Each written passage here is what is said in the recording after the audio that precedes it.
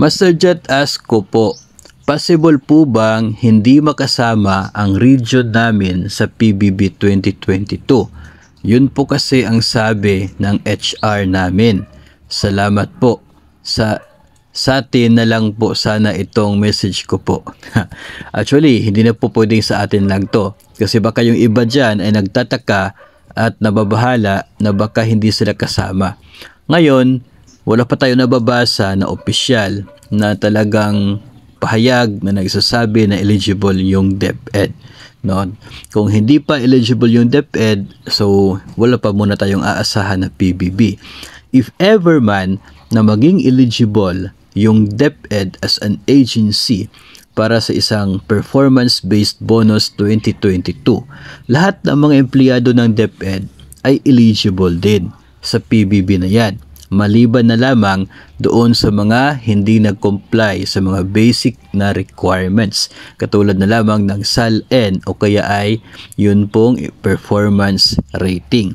Ngayon, kung ang inyo pong rehiyon ay hindi nakasubmit siguro ng mga requirements na hindi naman siya related doon sa scoring ng criteria.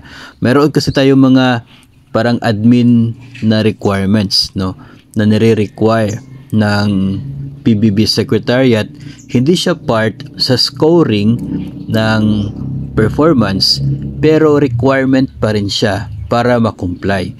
Ngayon, kung hindi nag-comply yung isang rehiyon, isang departamento o bahagi ng DepEd, hindi po siya nag-comply, pwedeng mayroon itong epekto sa score ni DepEd.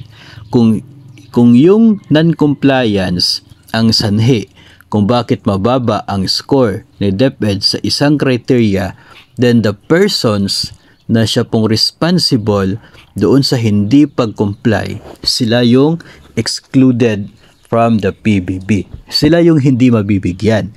Pero yung mga teachers na hindi naman trabaho yung mag-submit sa requirements na yon, mabibigyan pa rin.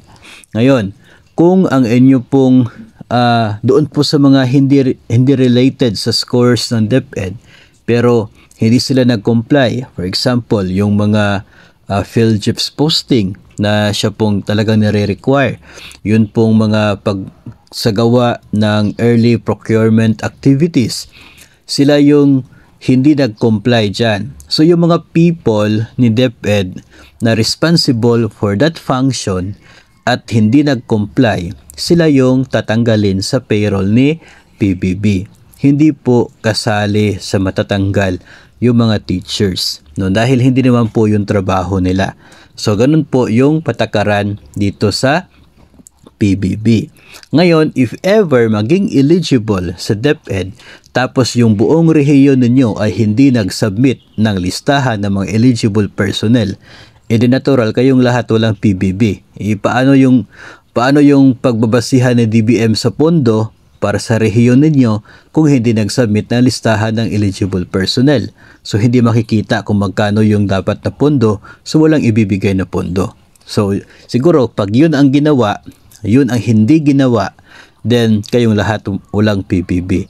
Pero doon sa ibang criteria na iilang tao lang yung hindi po nagsagawa, hindi nag-comply, sila lang yung walang PBB. So wag po kayong mag-alala, no? Dahil sa ngayon hindi pa naman po natin nakikita na talagang eligible na si DepEd, no?